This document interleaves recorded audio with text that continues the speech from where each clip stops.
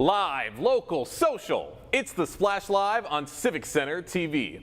Hello, everybody. Welcome to the Splash Live. I'm your host, Jake Schaff, bringing you all of the latest news and stories from right here in Greater West Bloomfield. As we continue to approach the annual Woodward Dream Cruise, which begins this Saturday, August 15th, smaller communities like Keego Harbor are getting into their celebratory modes early. This past Monday was the annual Gino's Restaurant Pre-Dream Cruise event, with countless classic cars and vehicles stopping by Keego Harbor for the community to check out and admire. It was also a chance for car lovers to catch up and connect over their love of automobiles. I spoke with some visitors of this year's Pre-Dream Cruise event to hear why they keep coming back for more. It's fabulous. It's always fabulous. This is probably my 5th or 6th year in a row that I've come, and we come up with a couple of friends. We're all in a Camaro club, local Camaro club, and we enjoy coming up here. And what is it like to be able to showcase one of your own cars at an event like this for everybody to see and to add to kind of the collection of incredibleness that is on display right here? It's a joy. It is. I mean, I've had my car for 50 years. I'm the original owner. And when people take a picture or look at it, it's still a thrill. This is a 1970 Nova with a 383 stroker small block, and it used to be my son's, and he wanted to sell it to fix up his house, and I decided I was going to buy it back. I grew up a quarter-mile away, and Gino started this probably 25 years ago with the hot rods coming. And we all appreciated it, and it just grew and grew and grew. It's wonderful. So you've been coming to this event for quite a long time, is that correct? Yes, 25, but it was never this big back in the day. It's just Gino and my dad knew each other, and they got together with the hot rods and Harleys and stuff like that. I actually got information about the show from another show last week and just got off work early and decided to make it out here.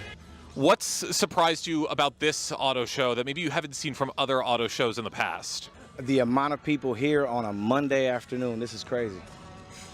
It's pretty big show for a Monday afternoon. It's overwhelming. It's unbelievable. It's beautiful. And the sense of community and how many people I've bumped into I haven't seen since high school is amazing. It was such a fun event. And again, that was the 29th annual Pre-Dream Cruise event. Next year, we're going to be hitting the big milestone of 30 years. This event is just going to keep growing bigger and better with every passing year. It's always a great time to stop by the Pre-Dream Cruise event in Keego Harbor. The West Bloomfield High School football team kicked off preparations for the 2026 season with a week-long lock-in designed to build discipline, teamwork, chemistry, and mental toughness. Our own Jonathan Montgomery has the story. Lock-in. The definition of that here in West Bloomfield means a time where these football players come together. As they live, they share meals, they live in the same space, and they build team chemistry, bonding, all as they prepare for the 2026-2027 football season. Here, we're spending time together. We're all sleeping in one room together. You know, we have 2 practices a day. We're eating together. You know, we're just a big team bonding. How does this feel being here with everybody, and what has this experience been like for you? It feels great. You know, this is my 3rd year here, and every year is just, you know, you're building chemistry with guys that, you know, that you never thought you'd probably even talk to. And it's just so much different stuff going on at one time. So it's just, you know, I love it, honestly. Christian, just tell me a little bit about your experience being a senior. This is your last year. How has every year, you know, doing the lock-in help the team chemistry? I mean, for sure my role in the team has changed over the years from being a freshman to now being one of the senior leaders in the group. So I'm really trying to connect and, like, kind of make this team as one through every level, from freshman to varsity. It doesn't matter. Like, we all trying to play as one, so we could have kids from freshmen move up to varsity, or JV move up to varsity, even if we need it or for depth. Building team bond is like really important because like if you don't have a bond with your team, you can't win games. So like the years, like I'm a senior now, so the years coming, like it's always a good bond. Like we always get closer to each other, and it makes it easier on the field. Like communication wise, even when your guys mess up, you can lift them up. It's just makes the bond just makes it easier so we can get our job done on the field. Hearing from these athletes, I'm learning that the lock-in is more than just a time for them to have fun, but it is a great way for them to prepare as they take on the 2026 football season. For Civic Center TV, I'm Jonathan Montgomery. Big thank you to Jonathan for going out and getting that story. Yes, we are inching ever closer to football season here within Greater West Bloomfield. The West Bloomfield Lakers will be back out on the football field before you know it, and they will be ready for another exciting season. Can't wait to see it. Oakland County continues to put an emphasis on helping and assisting the veterans of the community.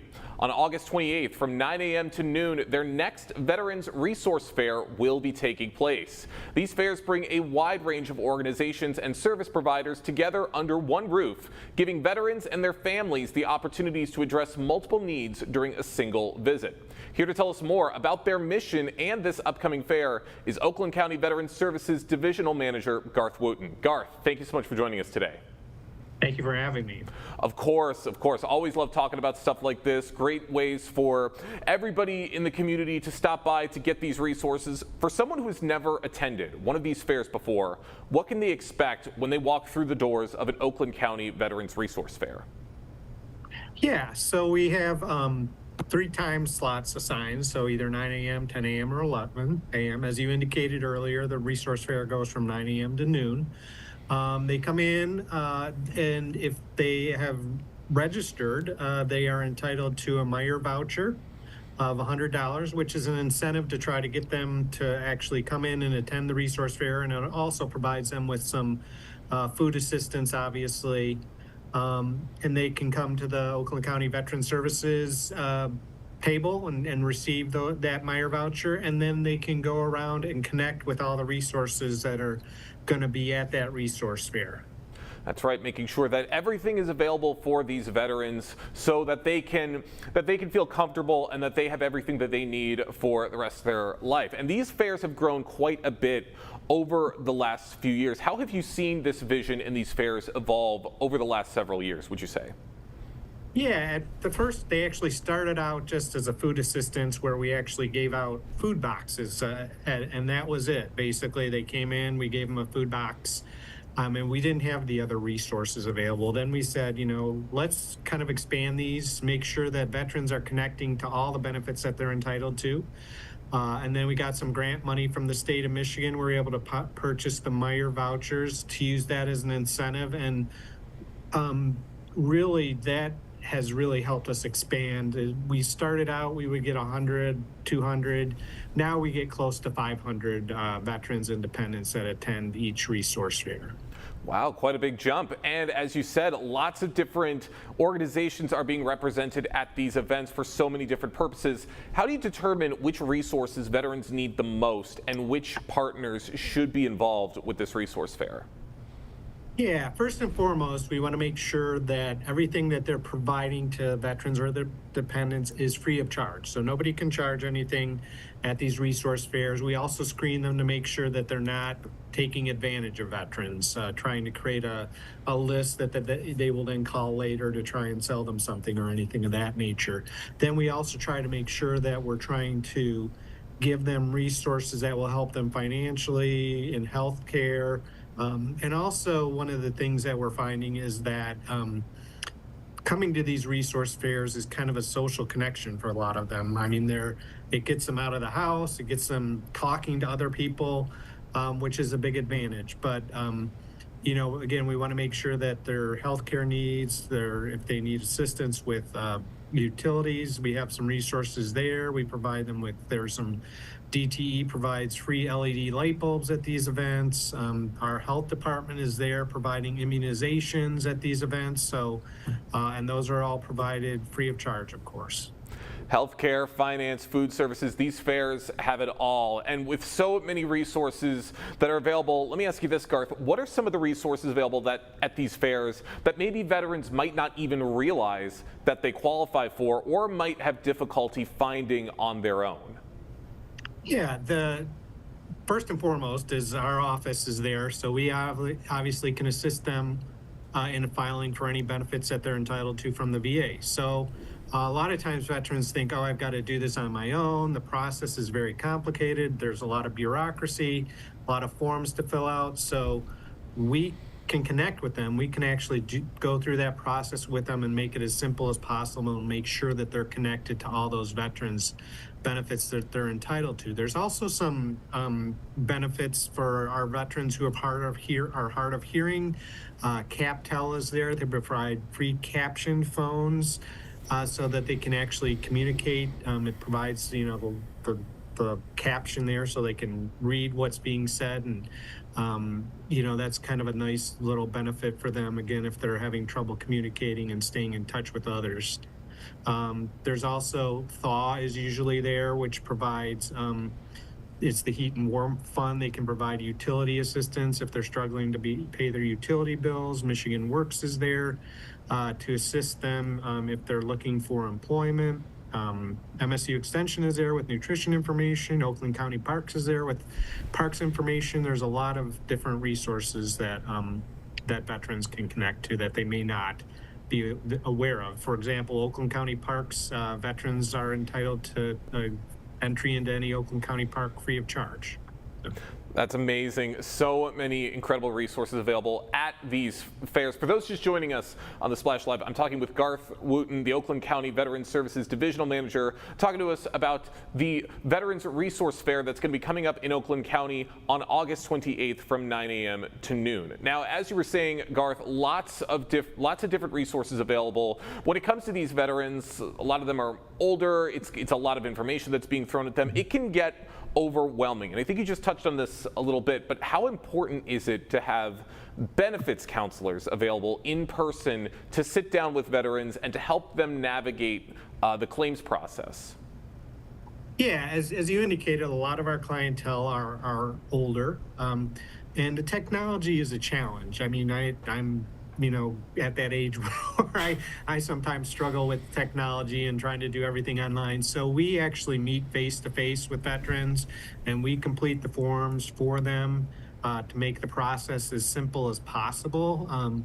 Again, if you're trying to do this stuff on your own, it's a real challenge, and we're advocates for you. So we're going to make sure that you get what you're entitled to. We're going to complete the forms that are necessary. We're going to submit them to the appropriate place. We're going to do all the follow-up necessary, including an appeal if it gets to that stage. So again, we try to make the process as simple as possible, and we value that face-to-face connection. It's so much better and a much better way to connect and make sure that people understand what's going on rather than trying to do something via computer or over the phone. That face-to-face interview is crucial, we feel. I completely agree, and it's amazing that you guys are creating this warm and inviting environment, but you're also creating one that these veterans know that they can trust and that they know that they are in really, really good hands. And I'm curious, how have you seen the fairs, or how have you seen the veterans grow and change as a result of these fairs and stopping by and learning about these resources firsthand? Yeah, I think it's like, as I indicated earlier, we've really expanded the number of veterans that have been able to attend these fairs.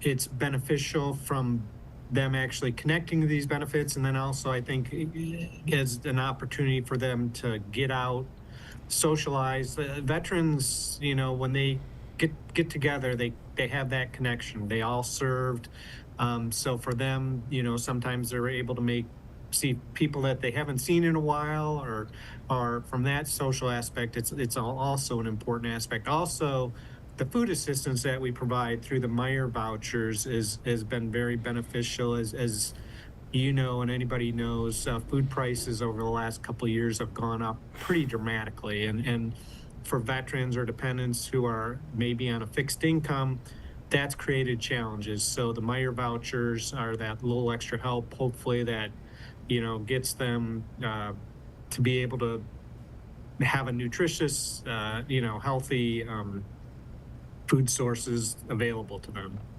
Yeah, these food prices are no joke, and that applies to everybody. So it's really, really great that you have these vouchers available to make sure that these veterans get what they need. A few more questions, Garth, before we wrap things up. Are there particular needs that you're seeing more frequently among Oakland County veterans today than you were seeing maybe several years ago? Well, the food assistance obviously is one that I just touched on. The assistance, I think, with the claims processing, again, it's the complexity of trying to do it on their own and being able to, again, sit with them and go over those benefits with them. A lot more veterans are becoming aware of the possibility of, that they may have a service-connected disability. The VA has expanded a lot of the presumptive conditions for those veterans that were exposed to Agent Orange, and also they expanded them to include burn pit exposure for those that served in Iraq or Afghanistan, which has greatly expanded the number of veterans that may be eligible under it. And it was some legislation under what's called the PACT Act, which was probably the biggest expansion of veterans benefits, at least in the 29 years that I've been working with veterans. Wow, a lot has changed in that time. Glad that we're seeing these events continuing to grow and affecting more and more people every single year. Garth, for a veteran or a family member watching this who may be hesitant to ask for help, what would you say to encourage them to attend the upcoming fair and take advantage of the resources that are available? Yeah, first of all, I want to say make sure they pre-register, because that is a requirement. But what I would say is that, you've earned these benefits. It's not a handout. This is something that you've earned through your service to your country.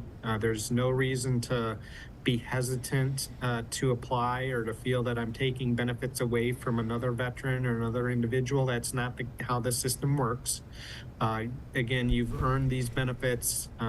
Please take advantage of them, and please do it before you get in a crisis situation, because one of the most difficult things for us is when we see somebody that could have applied for a benefit years ago and would have been in a much better situation that then comes in once they get in that crisis where they're not able to pay for food, or they're having serious medical issues that they haven't been able to get help for.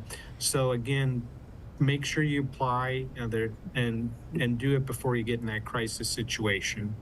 That's right. The time to act is now. Make sure that you are set up very, very well for the future. Garth, last question before we wrap things up. You just talked about pre-registration. Where can people go to pre-register for this event and to maybe gain a little bit more information about this resource fair?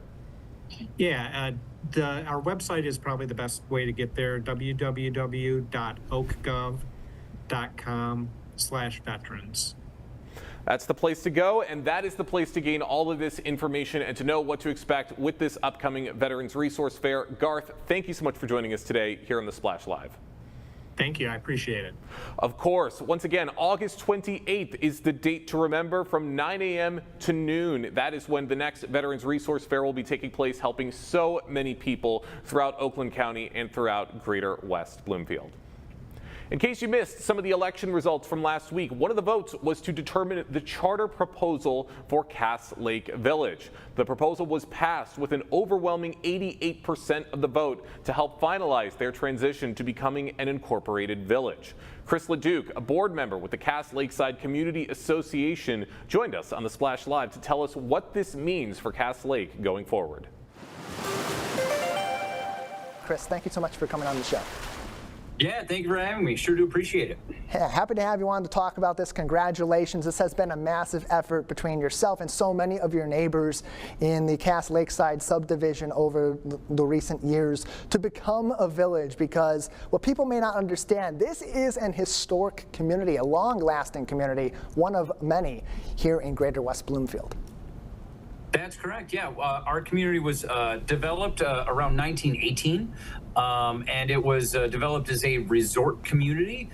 So, I'm sure at the time it seemed like a great idea to install. We have these roughly 3 miles of canals throughout our community, and we also have 15 vehicular bridges. So we probably have more vehicular bridges that are supported by our 238 homes than in the rest of West Bloomfield.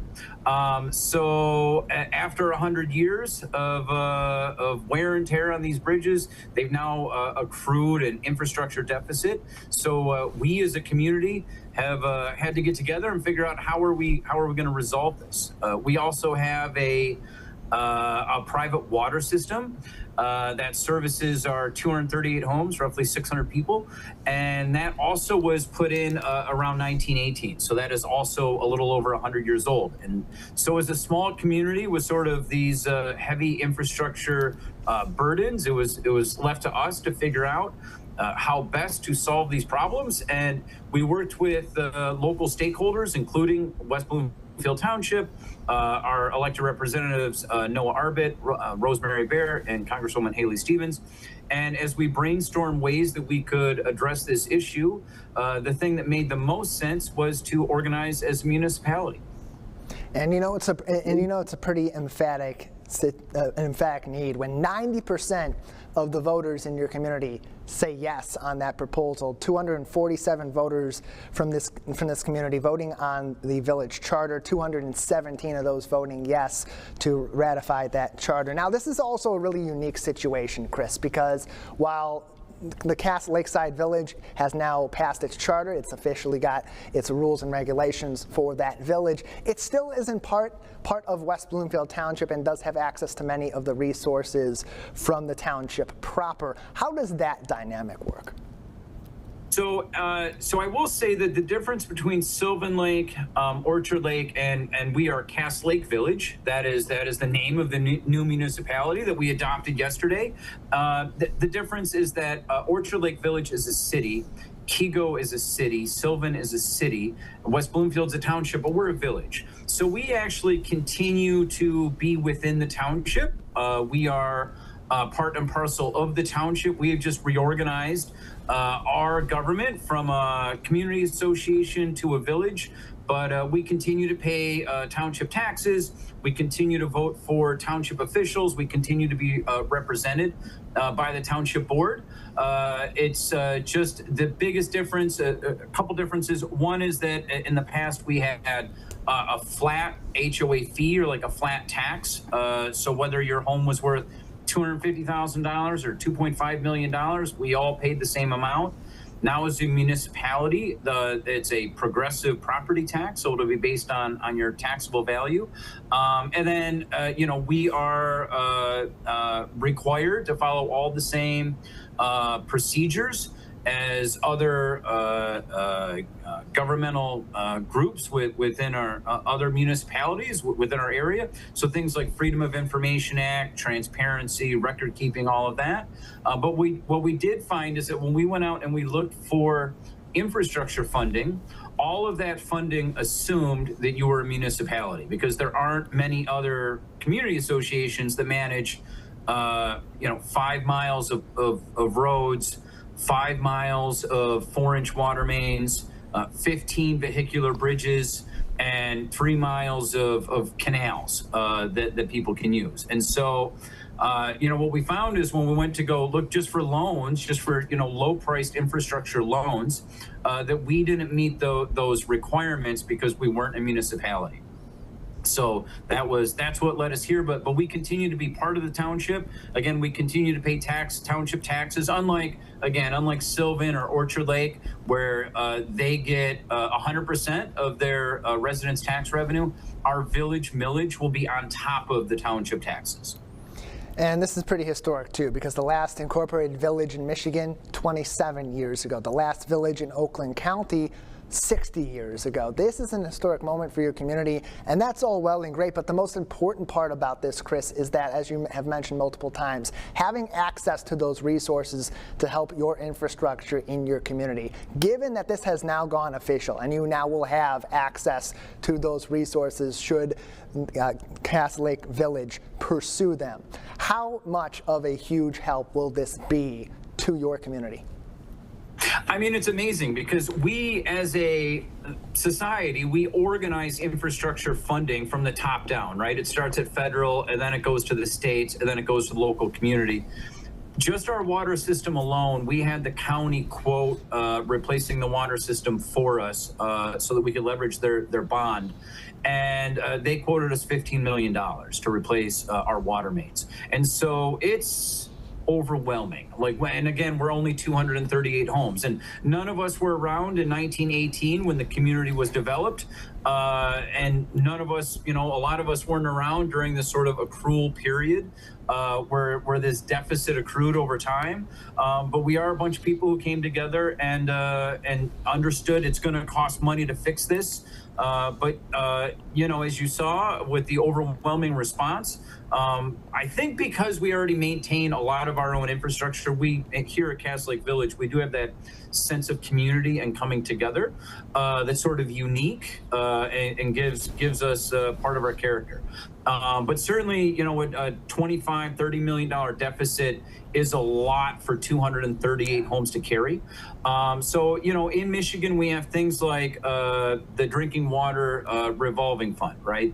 Which is basically an infrastructure bank. They make low-cost loans to municipalities, where we would pay that money back over time.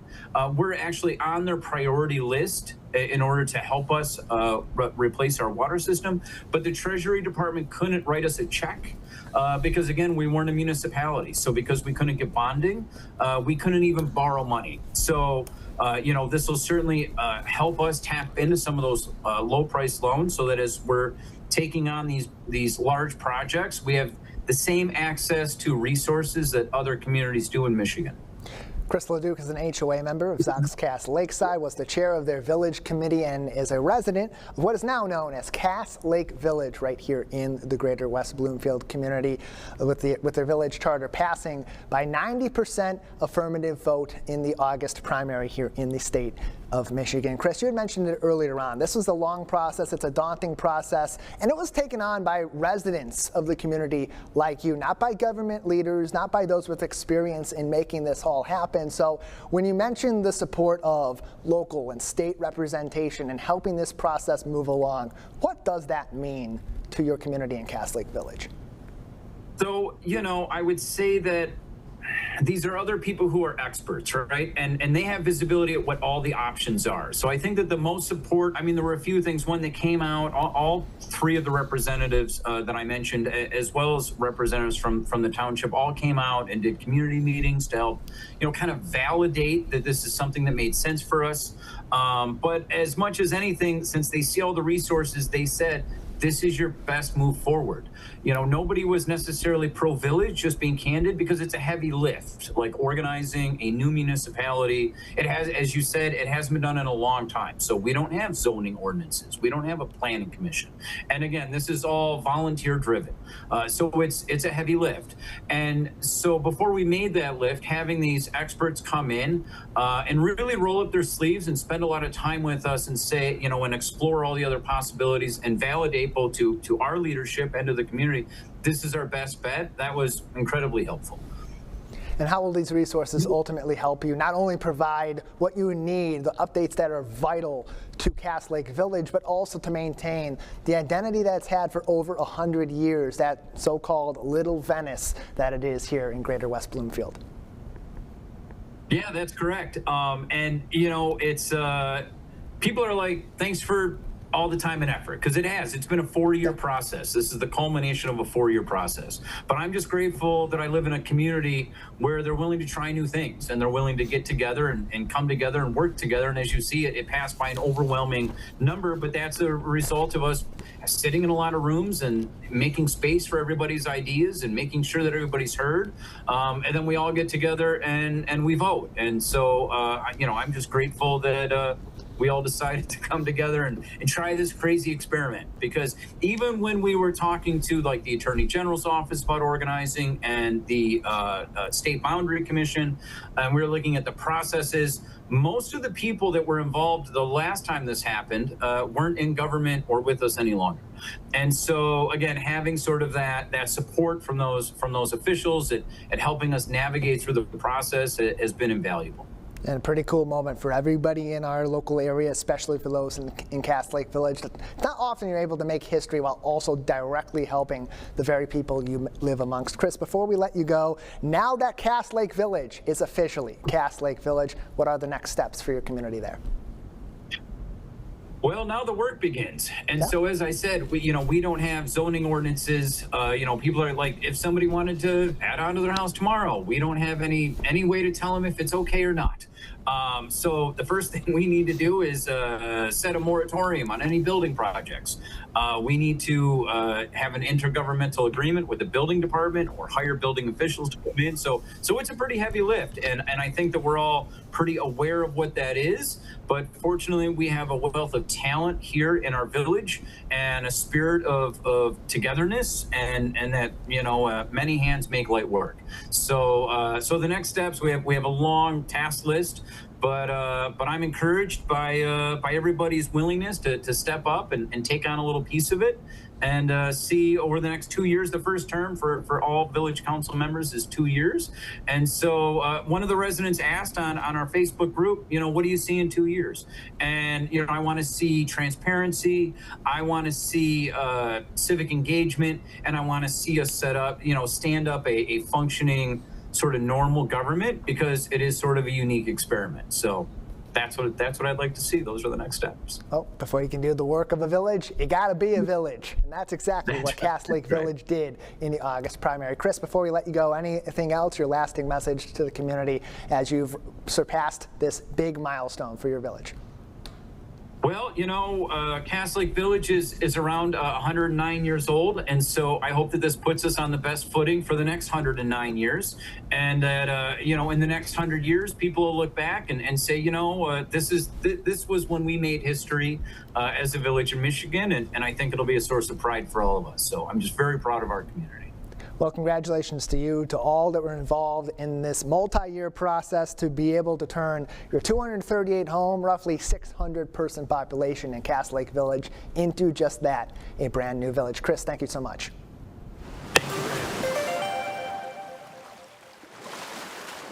Big congratulations once again to Chris LeDuc and to everybody with Cass Lake Village. Can't wait to see what is to come in their future. Still, one of the big talking points in West Bloomfield was a recent traffic incident that occurred alongside Orchard Lake Road last Monday when a large semi-truck tipped over into Pine Lake, spilling some fuel into the water and needing to be rescued by the Road Commission for Oakland County. Thankfully, no one was seriously hurt, and the damage done to the road and lake could have been much worse than it was. And that is thanks to the hard work of our first responders and the Road Commission themselves. I recently stopped by the Road Commission's offices in Waterford to speak with Gary Allison, a superintendent with the Road Commission, to hear what he witnessed on the scene and what the community should remember for the future.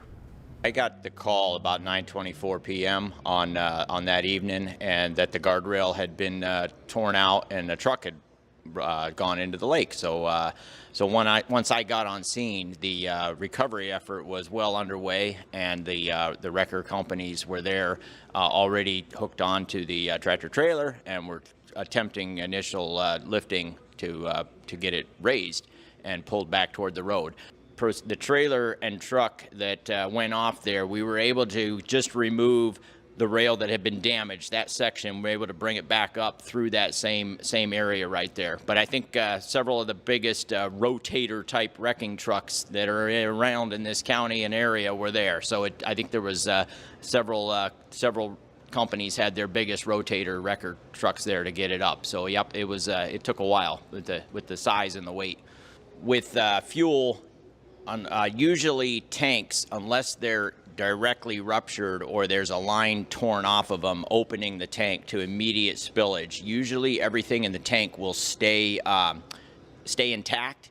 So the amount that was leaked was fairly minimal, just the lines and such up from the front of the cab and the engine compartment, and maybe small amount underneath the truck. But thankfully that was minimal. But the biggest takeaway is to report any leakage so that a response can begin. The sooner the response begins, the less time it has to spread. So getting buoys and containing it, no matter what the amount, containment is the first step, and then proceeding to absorbing it. So again, reasonable time of in response is critical. The Road Commission is ready to respond to any issues anywhere on the road. We just need to be notified first. So if people can call or email or text our dispatch, our Department of Customer Service, we're aware of it, then we can respond. What do you want maybe community members within Greater West Bloomfield to remember as they're driving along that stretch of road, especially if they're operating heavy vehicles like this one?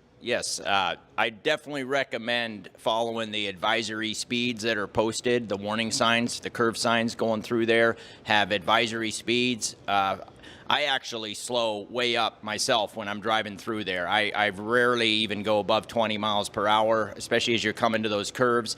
And no matter which direction you're going, northbound or southbound, everybody should pay attention to traffic in the other side of the road, because some trucks have a difficulty with staying in their lane, depending on their length, the length of the trailers, etc. You just need to be very aware going through that set of curves. Be cautious on the roads. There's many road users, so having patience with others and just taking your time when there's warning signs or advisories, and when traffic builds up sometimes along that stretch there, especially northbound, the traffic can back up. So just being patient with all the road users out there and giving adequate space to others to use the roads.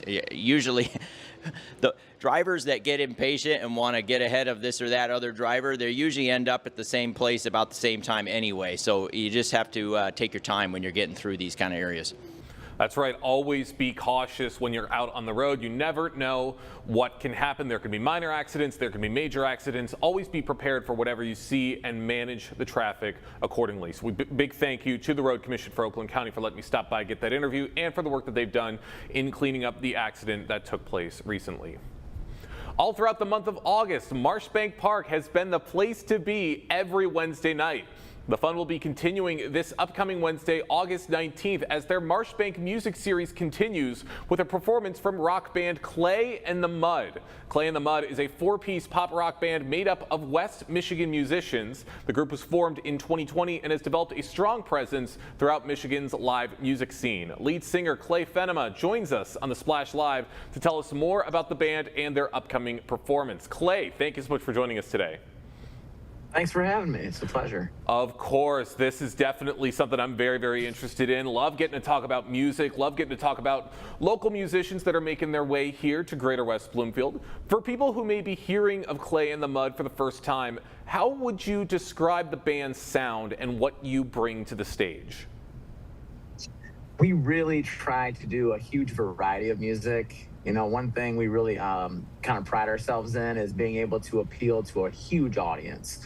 So kind of no matter what type of age group is out there or what you might be interested in or like for music, we'll give you something you'll love. So we really try to just appeal to everybody and put on a really fun show for you. Those are always the best kinds of shows, something for everybody, making sure that no one is being left out. There's always a song or two for you in that lineup. Now, Clay and the Mud, as I said, was formed in 2020. What initially brought the members together, and how would you say the band has evolved since those early days? So beginning on, like, we were all in different bands at the time, and my goal for this project, Clay and the Mud, was to have a side band, you know, that we could experiment with new music. The bands that myself and the other members were in at that time were more hard rock bands, and we all had different interests, like, you know, more pop music, 90s music, stuff that maybe wasn't so hard rock. And instead of changing our current band's sound, I was like, well, let's put together a side band. Let's go out, you know, get some other members and then get everybody together, and let's just experiment with new stuff, because that way we weren't pigeonholed into a certain genre and we could branch out more. And that started as kind of doing a bunch of 80s new wave, and then went into 90s, and then it went into writing music, and now it's just, we just do everything. You know, we do funk, we do 70s, 90s, like I said, so a bit of it all. So it's definitely evolved into something really exciting.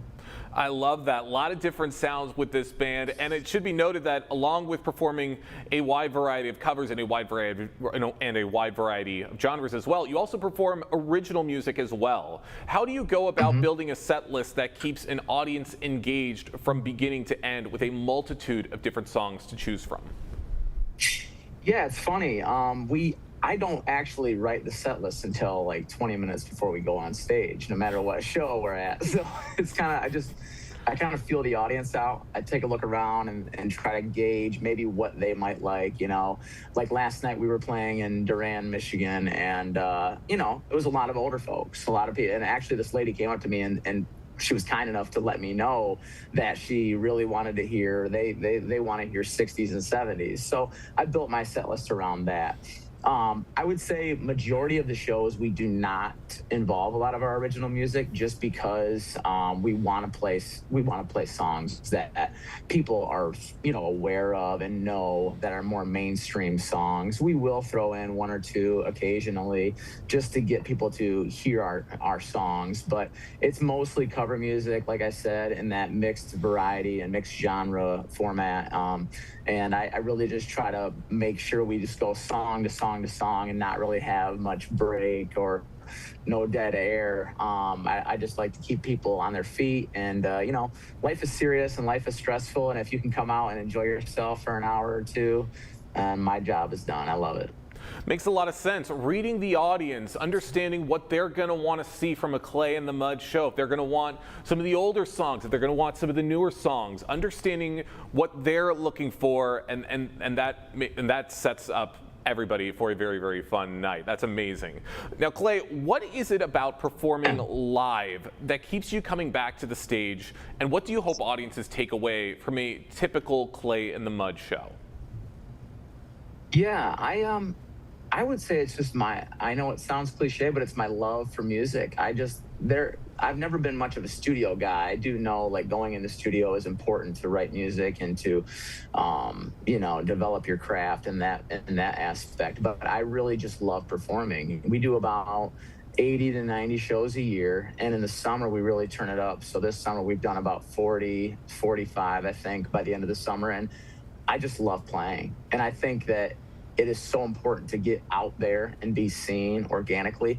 I know social media is huge and it's really important, but I think a lot of bands, newer bands especially, don't go out and play enough, or at least try that enough. And I think being out there and being in front of people, it's so exciting. And I'm glad that it came back in full force because we did start this band right before COVID hit. And literally our first show was in February of 2020. And all of a sudden everything happened. So to be able to be out there and just play all the time, even though some of my band members, they get mad at me for booking so many shows, but that's okay. I'm gonna keep doing it.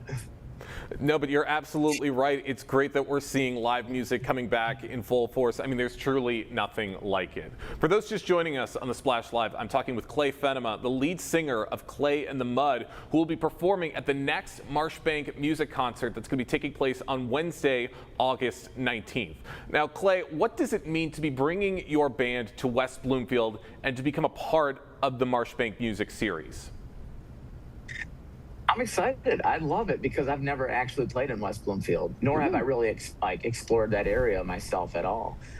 So I love getting in front of new audiences, and that's something we've done a lot more this summer. We've branched out and played all these different towns, like 2, 3, 4 hours away that I've never played or been.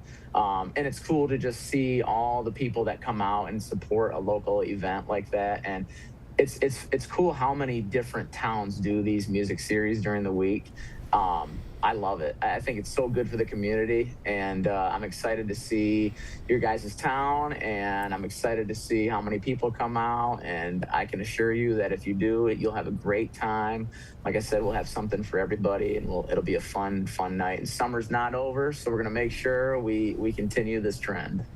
That's right. I mean, I may be a little biased, but I think you're going to have an excellent time here in West Bloomfield. And there's something about just this intimate community settings. What do you enjoy most about playing these types of community concerts with live music, food trucks, and the community in an outdoor setting?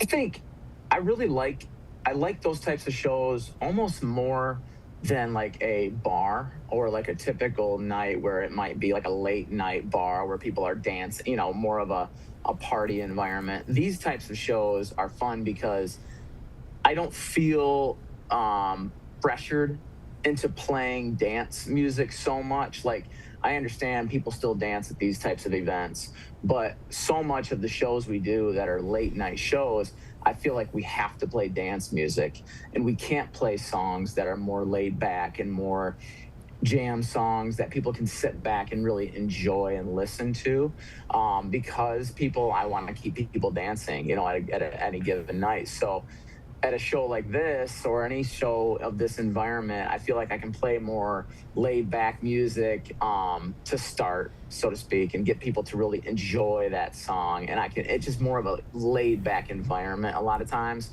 which I really enjoy because I don't get a lot of that otherwise.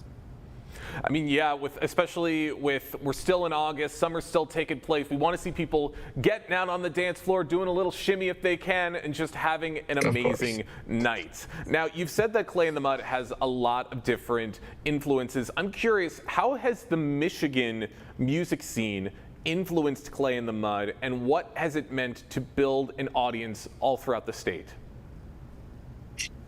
Yeah, like growing up, I was always about 80s rock. Hard rock, like hair bands, Def Leppard, all that that was always my thing. I mean, like out of high school, I had hair down to here. That was kind of my thing. But I always had an appreciation for 90s alternative and more easy listening bands like Matchbox 20, Collective Soul, bands like that. I always had a deep appreciation for, and that appreciation grew as I got older. So kind of that was where I pointed the direction of our original music to go. I wanted to write music in that kind of style, and that is actually like where I see this band going. Like, we really try to give that 90s alternative vibe almost, which is actually super popular right now, which is cool. Early 2000s, you know, bands like Fall Out Boy and stuff like that was big when I was in middle school. So it's like, that's cool to bring that stuff back too, you know. It's big. I love it. I mean, yeah, you're listing off a lot of the bands I love and listen to. Fall Out Boy, Matchbox 20. My favorite song of all time is Iris by Goo Goo Dolls. So you're definitely tapping into a lot of these different lanes that I'm certainly interested. I definitely want to check this out, and I'm sure the community is very excited to see this as well, Clay. Last question before we wrap things up. As the band continues to grow, what are some of the goals or places that you hope Clay in the Mud goes to next? I would like to see the band put out a full-length album in this year, 2027, going into this year. I really would like to do that, and potentially do a short tour of some sort, you know, kind of hit the road for maybe a month or two and just do kind of a Midwest thing, because normally, you know, we're playing out of town a lot and we're hitting the road quite a bit, but we're still all doing, you know, the grind of the day-to-day work life, music life balance. So I would like to see my band head that direction a little bit. So that would be really cool. And just keep trying to keep the music scene interesting. We have a great music scene in Grand Rapids and West Michigan and the whole greater area. A lot of cool bands, up and coming bands. And there's a lot of really cool venues that I would like to get into and maybe open for somebody. Like at Meyer Gardens, there's a lot of cool bands that come through there, and it'd be great to open for one of them. Or even like at the Acrisure Amphitheater in Grand Rapids, our hometown, would be really cool. So that's what I'm hoping for. Love hearing these goals. Can't wait to see where the band goes from here. Clay, thank you so much for joining us today here on the Splash Live. Thanks for having me. Looking forward to next week. Of course, and the community is looking forward to next week as well. Once again, Marshbank Music, the series is continuing on Wednesday, August 19th. You will see Clay and the Mud all right there in Marshbank Park. It's going to be an incredible, incredible time. The Coulter Cup is Oakland Thrive's signature golf outing that brings together business leaders, community partners, elected officials, and supporters for a day of networking, friendly competition, and philanthropy in support of economic development across Oakland County. This year's event, the fourth of these cups, is scheduled this year for August 14th at Glen Oaks Golf Course in Farmington Hills. Here to tell, we recently spoke with Camille Walker-Banks, the CEO of Oakland Thrive, to hear more about this wonderful event. Camille, thank you so much for joining us today. Good morning, Jake. It's a pleasure to be with you. Thank you for having me. Of course, it's great to be having you join us today. We definitely want to be getting into this. It sounds like a really, really fun event that's coming up. For viewers who may not be familiar with it, what is the Coulter Cup and what inspired Oakland Thrive to create this event? So this is the fourth annual Coulter Cup, and it's become Oakland Thrive's signature event, outing, fundraising event. What spurred us is that County Executive Dave Coulter entrusted us to, with his name, in an effort to raise money for programming, the connectivity, the work that we're doing with Oakland Thrive. And that's amazing. And the fact that this has been going on for 4 years already is just a testament to how much it's already made an impact. How has the Coulter Cup evolved since its first year, and what growth have you seen in both participation and community support? So what I've heard, because this is my first time actually leading the Coulter Cup as the new CEO, but the Coulter Cup is designed to bring recreation, relationship building, and economic impact all together in one room. What I've noticed or what I've heard over the years is that as our audience has grown, as the corporate and philanthropic and the business needs have changed, Oakland Thrive's needs, since our mission is to support businesses of all sizes across Oakland County, the needs shifted. And so we are evolving, our audiences are evolving, and so the growth that we're experiencing as Oakland Thrive is mimicking the growth that we're experiencing in our small business community. So I'm finding that in this fourth year, a lot of the larger corporate organizations are leaning in and engaged, and it's growing. The audience is growing, so there are a lot of new partners and corporations and connectors that are going to be engaging this year. And I suspect that going forward, it would only get better.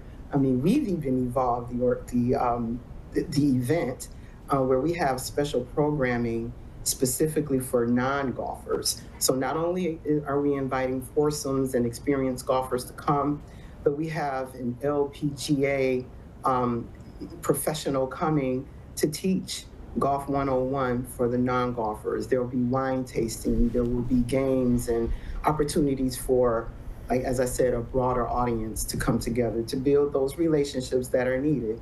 Again, the whole goal is the economic impact in Oakland County by the small business community. Wow, lots of things for people to enjoy. Definitely sounds like a very, very fun day. And the Coulter Cup does so much to benefit Oakland County as well. How are the funds raised through the Coulter Cup reinvested into programs that benefit businesses across Oakland County? So what Oakland Thrive leans in on is supporting business owners where they are, business owners and entrepreneurs. That kind of support, we provide technical assistance, one-on-one coaching. We have a cache of experts that inform our smaller size businesses. So there's a mentoring and opportunity with our work. And our programming is starting to evolve that is based on what we've learned in real time from the business community of what their needs are. So we're growing our programming, but the growth of our programming requires unrestricted funding, and that's what County Executive Coulter understood and entrusted and provided us with this opportunity to raise those funds. But those funds come through Oakland Thrive, and it's going to, the business community will see immediately programming, connections, lending resources, procurement readiness programming.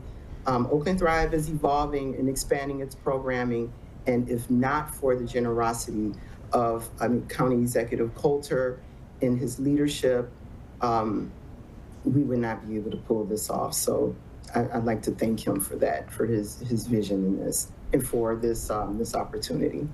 Of course, he's doing a lot of great work, and especially to help put together an event like this for the community to enjoy. For those just joining us on the Splash Live, I'm talking with the CEO of Oakland Thrive, Camille Walker-Banks, talking about the 4th annual Coulter Cup event that is going to be taking place on August 14th at the Glen Oaks Golf Course in Farmington Hills. So it's coming up very, very soon.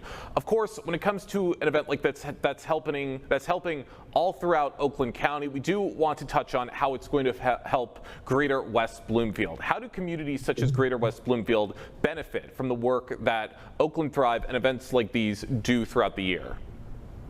Well, West Bloomfield is a part of Oakland County and a very important city and community within our county.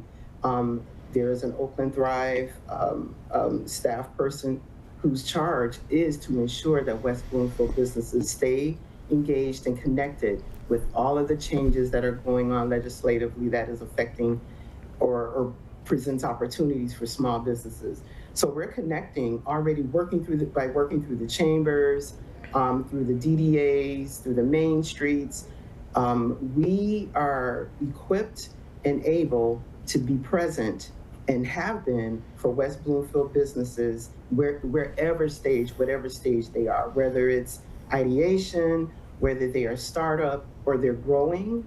We have and will continue to be a resource for West Bloomfield businesses. So I want to encourage all of the businesses in this community to please utilize Oakland Thrive services. I have a staff person, as I mentioned, who is very passionate, Justin Eby, and he knows where all of the resources are, and he's able to leverage the expertise that we have on our team, that we have within the county, and that we have within the West Bloomfield Chamber and other organizations, partners, that we can connect easily.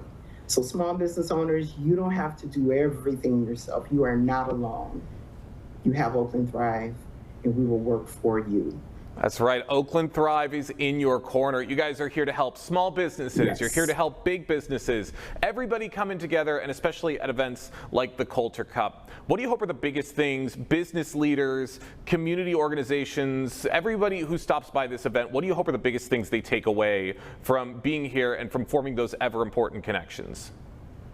Of course, the connections and as I mentioned, the audience is expanding, so there are opportunities for those who have supported the first 3 golf outings. They will be pleasantly surprised because of the evolution. I mean, we're growing, the program is growing, the relationships are going to continue. I want people to walk away feeling excited about their role in supporting small businesses and the economic impact that small businesses are and have always brought to communities. I mean, small businesses actually hire usually from the communities in which they're located. So I want our participants to walk away with new relationships. Sure, it's 18 holes, but they're going to feel elevated and lifted and a part of the economic driver that small businesses are and represent in this county. And then what I hope is that they will continue to support Oakland Thrive initiatives, that they will continue to attend all of our events. We have an annual Spotlight Pitch competition that is happening October 8th. And so a lot of the small business owners are going to be pitching.